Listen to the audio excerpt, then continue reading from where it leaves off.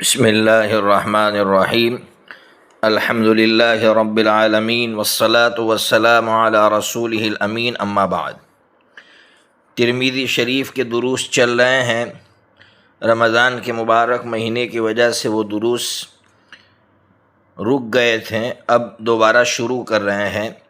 آج کا باب ہے یعنی چیپٹر ہے باب ما جاء فی تعجیل العصر، یعنی عصر کی نماز کو جلدی پڑھنا چاہیے یا اس کا وقت ہو جانے کے بعد کچھ تاخیر کر کے پڑھنا چاہیے۔ تو دو حدیثیں ہیں، دو حدیثیں پڑھتا ہوں، اس کے بعد کس امام نے کیا کہا ہے وہ سمجھاتا ہوں۔ حدیث کا نمبر ہے 159۔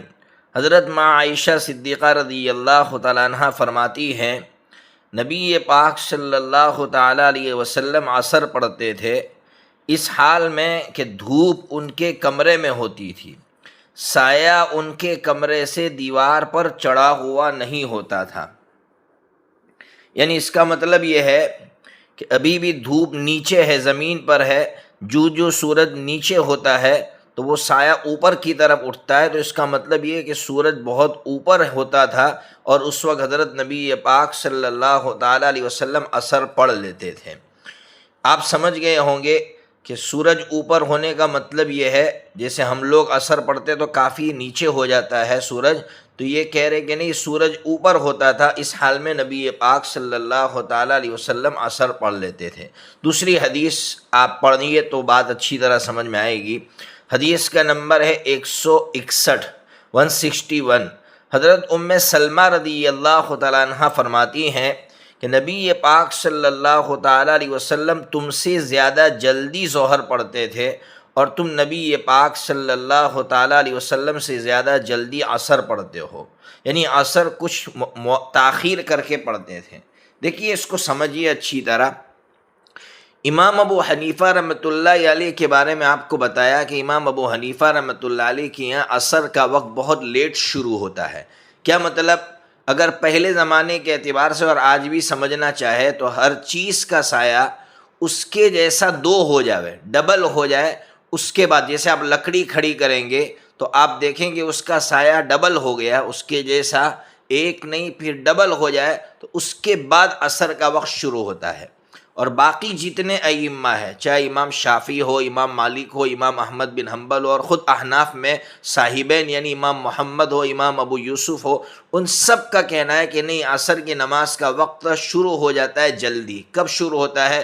ہر چیز کا سایہ اس کے مثل ہو جائے، یعنی آپ لکڑی کھڑی کریں تو اس کا سایہ اس کے جیسا ہو جائے، ایک سنگل، اس کے بعد عصر کا وقت شروع ہو جاتا ہے۔ جیسے ابھی آج کے اعتبار سے 4:15 بجے ان کے یہاں عصر کا وقت شروع ہو جاتا ہے، جبکہ احناف کے یہاں بہت دیر کے بعد شروع ہوتا ہے، یعنی مثال کے طور پر 5:10 کے بعد شروع ہوتا ہے۔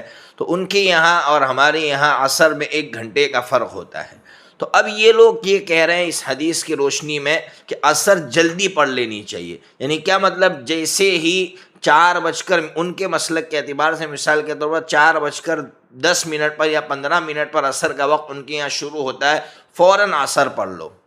احناف کا کہنا ہے کہ نہیں، جب عصر کا وقت شروع ہو فوراً نہیں پڑھنا چاہیے، کچھ تاخیر کرنی چاہیے۔ اور دلیل یہ حضرت ام سلمہ رضی اللہ تعالیٰ عنہ سمجھا رہی ہے کہ نبی پاک صلی اللہ تعالیٰ علیہ وسلم عصر کو کچھ مؤخر کر کے پڑھتے تھے، جیسے وقت ہو جائے فوراً نہیں پڑھتے تھے۔ تو یہ بات میں نے آپ کو سمجھائی تو بات اچھی طرح سمجھ میں آئی ہوگی کہ عصر کے وقت میں چونکہ اختلاف ہے کہ عصر کا وقت کب سے شروع ہوتا ہے۔ میں نے سمجھایا کہ امام شافعی، امام مالک، امام احمد بن حنبل، امام محمد، امام ابو یوسف، ان سب کے یہاں عصر کا وقت جلدی شروع ہو جاتا ہے۔ اور میں نے مثال کے سے سمجھایا، جیسے آج کے وقت میں اگر دیکھنے جائے تو تقریباً 4:15 بجے ان کے یہاں عصر کا وقت ہو جاتا ہے اور ہمارے یہاں تقریباً 5:15 بجے ہوتا ہے، یہ 1 گھنٹے کا فرق ہو جاتا ہے۔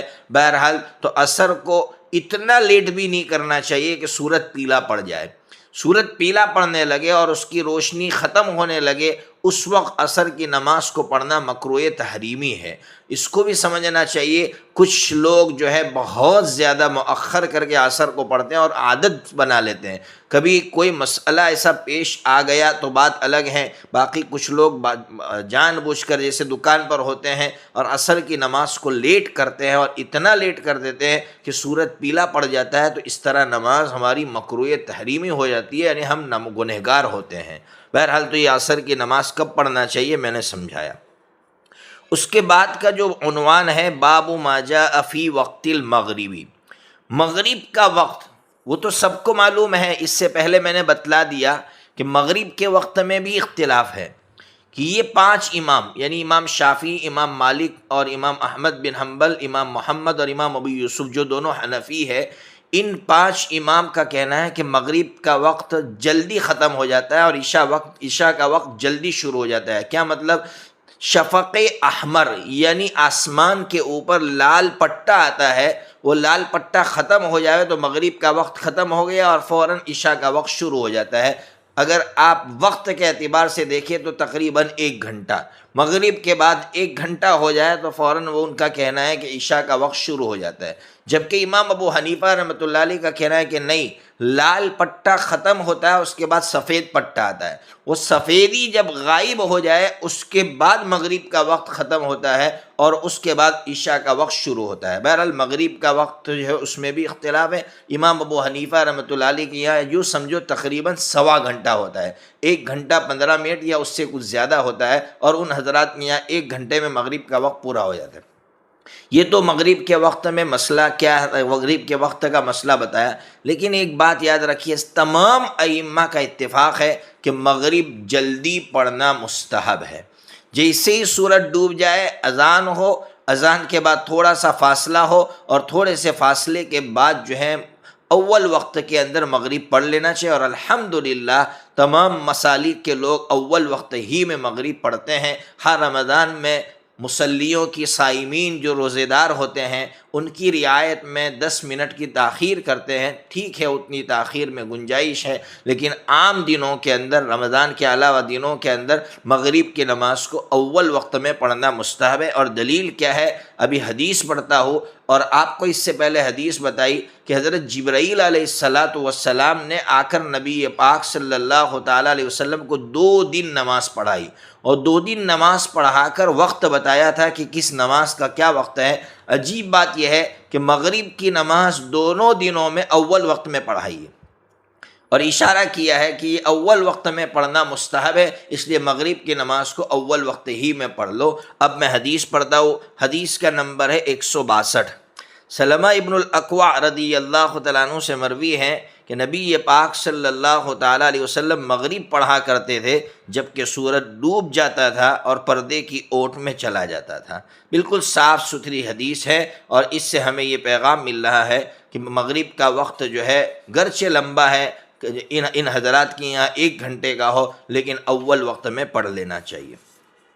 اس کے بعد جو ہے عشاء کے وقت کے بارے میں مسئلہ ہے، تو باب ما جاء فی وقت صلاۃ العشاء الآخرہ، عشاء آخرہ کی نماز کا وقت۔ عشاء آخرہ، مغرب کو بھی عشاء کہتے تھے عرب لوگ، اس لیے یہاں کہا گیا عشاء آخرہ، جس کو ہم عشاء کہتے ہیں۔ عشاء کا وقت کیا ہے بتا دیا کہ ہمارے یہاں لال پٹا جاتا ہے، اس کے بعد سفید پٹا آتا ہے، سفید پٹا جب ختم ہو جائے اس کے بعد ہمارے یہاں عشاء کا وقت شروع ہوتا ہے، جبکہ ان حضرات کے یہاں جلدی شروع ہو جاتا ہے۔ بہرحال دونوں کا اختلاف بتا دیا، لیکن جو حدیث ہے وہ حدیث سنیے، حدیث کیا کہہ رہی ہے۔ حدیث کا نمبر ہے 163۔ حضرت نعمان بن بشیر رضی اللہ تعالیٰ عنہ فرماتے ہیں، مجھے نبی پاک صلی اللہ تعالیٰ علیہ وسلم کا نماز عشاء کا وقت محفوظ ہے۔ آپ نے تیسری رات کا چاند جس وقت غروب ہوتا ہے اس وقت عشاء پڑھی ہے۔ اب یہ چونکہ مدینہ کے اعتبار سے کہہ رہے ہیں کہ جب چاند ہوتا ہے، پہلا چاند، دوسرا چاند اور تیسرا چاند، تو تیسرا چاند آسمان پر کتنی دیر رہتا ہے، تو وہ تقریباً 1 گھنٹہ ہی رہتا ہے، لیکن چونکہ مدینہ کا مسئلہ بیان کر رہے، مدینہ کو دیکھ کر دوسرے ملکوں پر فیصلہ نہیں کیا جا سکتا، اس لیے اس حدیث سے کوئی فیصلہ نہیں ہو سکتا۔ لیکن میں نے بتلا دیا کہ حدیث جبرائیل جس کو کہتے ہیں، میں نے بہت پہلے پڑھ لی تھی، اس سے پہلے جو پارٹ ہے آپ اس میں سنیں گے کہ حضرت جبرائیل علیہ السلام نے عشاء کی نماز 2 دنوں کے اندر کس کس وقت میں پڑھائی ہے، اس سے اندازہ ہو جائے گا۔ بہرحال اس سے تمام نمازوں کو کب پڑھنا چاہیے؟ دیکھیے شریعت کی منشا تو یہ تھی کہ عشاء کو لیٹ کر کے پڑھتے۔ کتنا لیٹ کر کے پڑھتے؟ رات مغرب جہاں سے شروع ہوتی ہے، جیسے مغرب شروع ہوتی ہے 7 بجے اور مغرب پوری رات، مغرب شروع ہوتی ہے یعنی رات شروع ہوتی ہے 7 بجے مثال کے طور پر، اور ختم ہوتی ہے مثال کے طور پر 6:30 بجے، تو تقریباً 11.5 گھنٹے ہیں۔